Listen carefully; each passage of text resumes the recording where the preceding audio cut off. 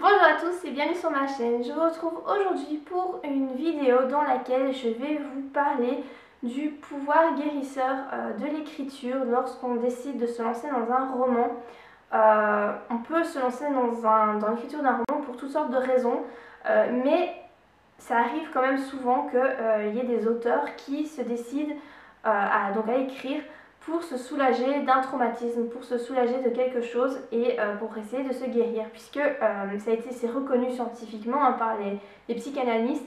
L'écriture aide à la guérison, ça fait vraiment du bien de pouvoir mettre sur papier des choses qui nous font mal, des émotions. Donc je vais un petit peu parler de ça aujourd'hui avec vous, parce qu'il faut savoir que quand on écrit un roman en tant qu'auteur, on met toujours un petit peu de soi et un petit peu de sa vie dans son histoire, que ce soit au niveau des personnages, que ce soit au niveau de l'intrigue, du fond de l'histoire, voilà, peu importe, on met toujours un petit peu de soi. Donc je ne dis pas qu'on raconte notre vie, mais ouais, il y a vraiment toujours quelques traits de notre personnalité qui ressortent. Moi je l'ai remarqué, en fait je ne l'avais pas remarqué pour mon premier roman Utricia. C'est en fait une amie qui m'a fait remarquer parce que l'héroïne s'appelle Iléa Dumarchand. Et en fait, en réfléchissant, je me suis rendu compte que en fait, c'était mes initiales, puisque je ne m'appelle pas vraiment Morgan Tright, c'est pas mon vrai nom, c'est un nom de plume. Mais Iléa Dumarchand, ce sont mes initiales en fait. Et je l'avais même pas remarqué en créant l'histoire, en créant le personnage, son prénom, etc. Je l'ai fait vraiment d'instinct et ça m'avait pas sauté aux yeux, mais en fait voilà, donc je pense que j'ai un petit peu mis de moi dans ce personnage, en tout cas la fille que j'étais avant. Sachez que si vous souhaitez écrire un roman pour essayer de vous soulager d'un traumatisme, il n'est pas obligatoire que ce roman soit un jour publié ni même lu par une tierce personne. Si vous voulez le faire vraiment pour vous, si vous avez vraiment vécu quelque chose qui vous a fait mal dans votre enfance ou dans votre adolescence et que vous n'avez pas spécialement envie que ça se sache, vous pouvez très bien écrire une histoire qui sera jamais lue par une autre personne, mais ça pourra vraiment vous aider à essayer de vous sortir de ce mal-être, de cette tristesse. Voilà, c'est pas parce que vous n'allez pas être lu que le pouvoir de guérison de l'écriture n'agira pas. Vous savez, une expression qu'on utilise souvent quand on a mal, quand on souffre, on me dit souvent il n'y a pas de mots pour dire ce que j'ai vécu, pour décrire ce que je ressens.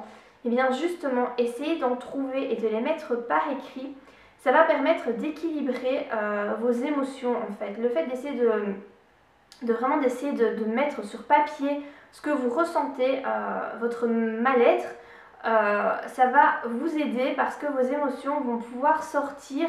Ça va vous permettre de libérer vos émotions qui vous encombrent, de les dégager de votre esprit et donc d'aider ces émotions à se débloquer. Pas mal de gens qui font aussi, et c'est vrai que je reçois pas mal de questions pour le moment par rapport à ça. Le problème c'est que je suis pas du tout qualifiée pour faire des vidéos là-dessus. Il s'agit de l'autobiographie. Il y a beaucoup de personnes qui ont envie d'écrire leur autobiographie, raconter leur histoire. Parce que c'est vrai que ça peut vraiment aider si vous avez vécu des trucs pas comiques dans votre vie. Alors pour ce qui est de l'autobiographie, vous devez quand même savoir que vous n'êtes pas obligé de tout dire dedans. Vous pouvez vous concentrer que sur certains aspects de votre existence, mais vous n'êtes pas obligé de raconter tout de A à Z. Pour écrire une bonne autobiographie, vous ne devez pas l'écrire, vous voyez, un peu comme un journal intime, jour 1, jour 2, enfin vous voyez. Vous devez vraiment l'écrire comme un roman, comme si c'était une histoire, une fiction, même si pour vous ça ne l'est pas, parce que vous racontez votre vie. Il faut la raconter comme si c'était une histoire inventée, un roman. Il faut que ce soit rythmé, que ce soit fluide et que les éléments s'enchaînent comme une histoire inventée. Attention, si évidemment vous racontez votre histoire, vous allez certainement devoir inclure des personnes qui existent réellement, des proches. Il faut faire attention par rapport à ça parce que c'est un petit peu complexe par rapport à la loi. J'ai fait un article sur mon blog par rapport à ça, je vous mettrai le lien en barre d'infos pour que vous puissiez aller le lire parce que vous risquez de vous retrouver dans la justice en cas de diffamation ou voilà. C'est vraiment, la loi est assez complexe par rapport à ça, donc de toute façon ce qu'on suggère de faire c'est de changer les noms. Les professions, même les traits physiques, tout ce que vous pouvez changer par rapport aux personnes qui existent vraiment, c'est toujours mieux. ou alors, l'idéal, en fait, c'est d'avoir le raccord pour qu'il soit inclus dans votre histoire. À ce moment-là, il n'y a pas de souci. Voilà, si vous avez le raccord, mais c'est pas toujours évident, voilà, si c'est quelque chose que les personnes avec qui vous parlez plus, par exemple, ce genre de truc. Mais voilà, ça peut être un petit peu délicat. Il faut bien se renseigner et il faut pas faire n'importe quoi. Comme je vous l'ai dit, vous n'êtes pas obligé de faire lire votre roman à des lecteurs, hein, vous pouvez le faire juste pour vous.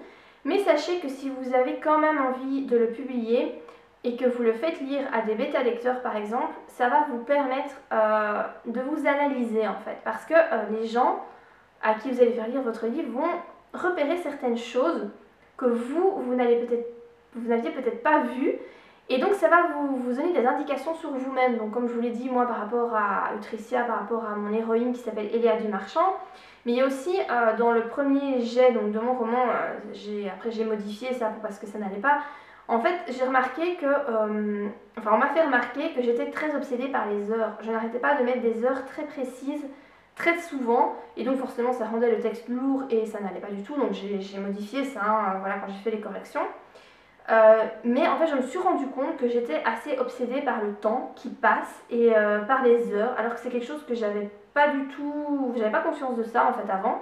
Et là, du coup, j'en ai pris conscience. Donc, le fait de faire lire à d'autres personnes, ça vous permet de vous analyser plus en profondeur. Donc, ça peut parfois être pas mal de le faire. Après, il faut voir si vous assumez ce que vous écrivez ou pas. Le dernier petit point que je voudrais aborder, c'est que le fait d'écrire aussi un roman, de créer un personnage, un héros,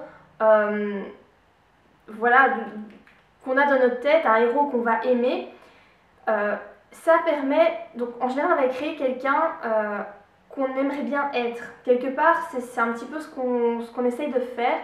Et il faut savoir que ça, c'est un premier pas vers le changement. Le fait de créer quelqu'un qui va réagir comme peut-être on voudrait l'être, qui va vivre des choses qu'on aimerait peut-être vivre, c'est vraiment le premier pas pour que notre vie change.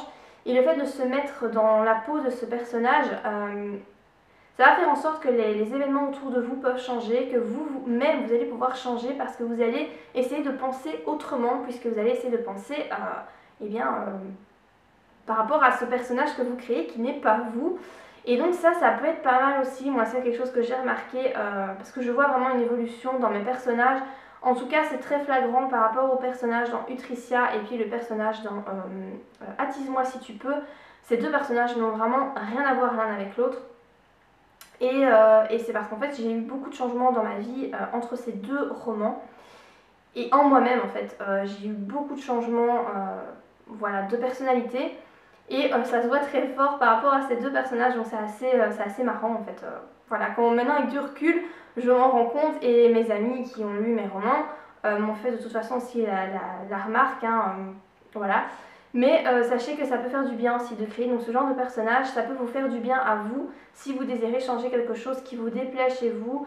La timidité par exemple, hein, voilà, le fait de créer parfois un personnage qui peut être même timide au début, mais qui va réussir à surmonter cette timidité, eh bien, ça peut vous aider parce que vous allez devoir essayer de trouver des mécanismes pour surmonter votre propre timidité.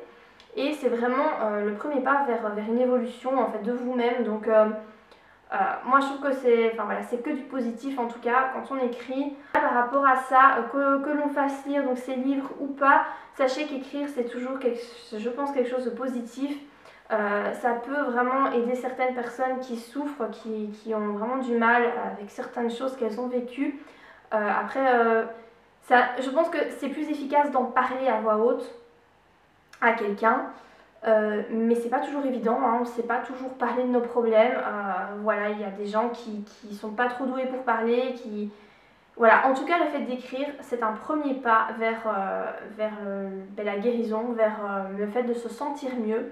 Donc moi, je ne peux que vous encourager, si vous voulez écrire un roman, même si c'est pas parfait, même si vous avez conscience que ce que vous écrivez est pas top, c'est pas spécialement bon, c'est pas grave, on s'en fiche. Le principal, c'est que vous arriviez à extérioriser ce qu'il y a au fond de vous et ce qui vous fait mal, et que vous arriviez à vous sentir mieux grâce à ça, parce que vraiment l'écriture a un très très fort pouvoir de guérison.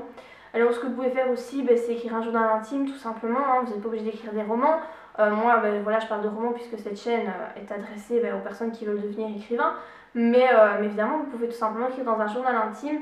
Rien que ça peut déjà faire un changement en vous et vous faire du bien.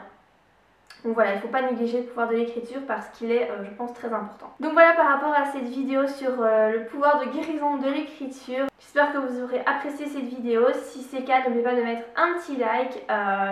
Si vous avez des demandes particulières pour des vidéos comme d'habitude, vous n'hésitez pas à les laisser en commentaire. Et moi je vous dis à très bientôt pour de prochaines vidéos. Bye!